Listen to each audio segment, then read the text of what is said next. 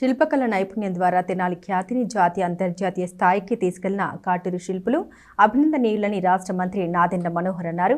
ఆర్టీనగర్ సమీపంలో సువిశాల ప్రాంగణంలో ఏర్పాటు చేసిన కాటూరి ఆర్ట్స్ గ్యాలరీని మంత్రి మనోహర్ సందర్శించి శిల్పులను అభినందించారు. తెనాలి ఆటోనగర్ శివారు కంచర్లపాలెంలో నూతనంగా ఏర్పాటు చేసిన కాటూరి ఆర్ట్ గ్యాలరీ ప్రారంభోత్సవం శుక్రవారం సందడిగా జరిగింది. రాష్ట్ర ఆహార పౌర సరఫరాల శాఖ మంత్రి నాదెండ్ల మనోహర్ కాటూరి ఆర్ట్ గ్యాలరీని సందర్శించి ప్రారంభోత్సవం చేశారు.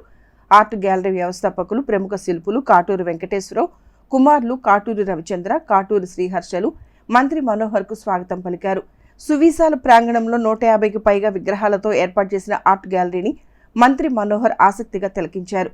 ఆర్ట్ గ్యాలరీలో భారతదేశాన్ని పరిపాలించిన చక్రవర్తులు, స్వాతంత్ర సమరయోధులు, రాజకీయ ప్రముఖులు, బడుగు బలహీన వర్గాలకు విశేష సేవలందించిన మహనీయులు, సినీ రంగ ప్రముఖులు, మాజీ ముఖ్యమంత్రులు, ప్రముఖ శాస్త్రవేత్తల విగ్రహాలను మనోహర్ ఆసక్తిగా తిలకించారు.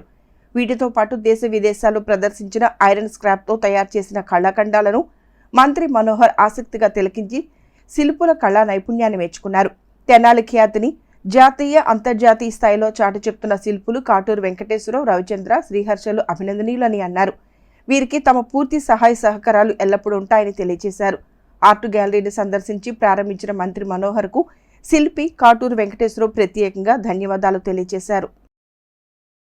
చాలా గర్వపడాల్సిన సందర్భం ఇది. ఎందుకంటే తెనాలి ప్రతిష్టని మనస్ఫూర్తిగా కష్టకాలంలో కూడా నిలబడి విగ్రహాలు గతం నుంచి కూడా చిన్నప్పటి నుంచి కూడా తెనాలికి ఒక కీర్తి, ఒక అడ్రస్గా మారింది మనకి. అయితే ఆ ట్రెడిషనల్ విధానాలని మార్చుకొని రాబోయే రోజుల్లో భావితరాలు ఏ విధంగా ఎదురు చూస్తున్నారో ఒక మార్పు కోసం అని గుర్తించి వారి బిడ్డల్ని ఈ లైన్లో దించడం అనేది చాలా గొప్ప విషయం. ఆ సందర్భంగా రవిని, హర్షాన్ని ఇద్దరిని కూడా నేను అభినందిస్తున్నాను. ఎందుకంటే కొత్త ఆలోచనలతోటి వర్తమాన సాంకేతిక పరిజ్ఞానాలు ఉపయోగించుకుని వాటిని ఎట్లా మనం మోల్డ్ చేసుకోగలుగుతామో, మలుచుకోగలుగుతామో అనేది ఇది ఒక చక్కటి ఉదాహరణ. సో నిజంగా 30 సంవత్సరాల నుంచి అంటే నాకు తెలుసు ఒక శిల్పిగా ఎన్ని కష్టాలు ఎదుర్కోవాల్సి వస్తుందో నాకు తెలుసు. ఒక ఆర్డర్ ఉంటేనే చేతిలో వారితో పాటు ఉన్న కార్మికులు, వారి కుటుంబాలు దానిపైన ఆధారపడి ఉంటాయి. సో ఆర్డర్ లేనప్పుడు పాపం 6 నెలలు, 5 నెలలు, ఒక్కోసారి సంవత్సరం కూడా పాపం వాళ్ళు ఎదురు చూస్తూ ఉంటారు ఏమైనా పని దొరికితే బాగుంటుందని. ఆ ఆలోచనలతో ఈ వర్తమాన ఆలోచనలు ఇప్పుడు ప్రత్యేకంగా ప్రపంచవ్యాప్తంగా ఈరోజు ఎక్కువగా జరిగేది ఏంటంటే రీసైక్లబుల్ మెటీరియల్ వాడాలనేది ప్రతి ఒక్కరు కోరుకుంటున్నారు. ఆ రీసైక్లబుల్ మెటీరియల్ తీసుకొచ్చి మనం ఈ విధంగా విగ్రహాలు కొత్త ఆలోచనలతో తయారు చేయడం అనేది చాలా అద్భుతమైన కార్యక్రమం.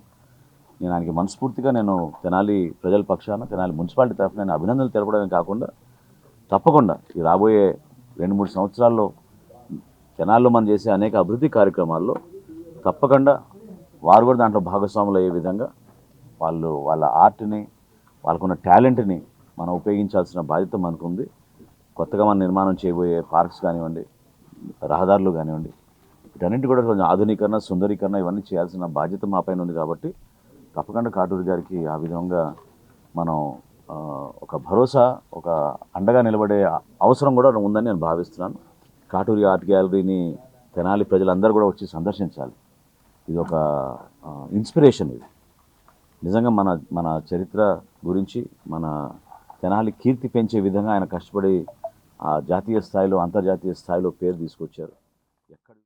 మా ఆహ్వానాన్ని మన్నించి ఈ రోజున మా శిల్పశాల ప్రారంభోత్సవానికి ఇచ్చేసిన మరి గౌరవ శాసనసభ్యులు మరియు పౌర సరఫరాల శాఖ మంత్రులు నాదెండ్ల మనోహర్ గారికి ముందుగా ధన్యవాదాలు తెలియపరుచుకుంటూ, మరి వచ్చిన మీడియా మిత్రులందరికీ మరోసారి మరి ఆహ్వానాన్ని మన్నించి ఇచ్చినందుకు ధన్యవాదాలు తెలియపరుచుకుంటూ, నేను 30 సంవత్సరాల కింద తెనాల్లో ఒక బాత్రూమ్ అంతా చిన్న పూరి గుడిసెలో సూర్య శిల్పశాల అనే సంస్థను స్థాపించాను.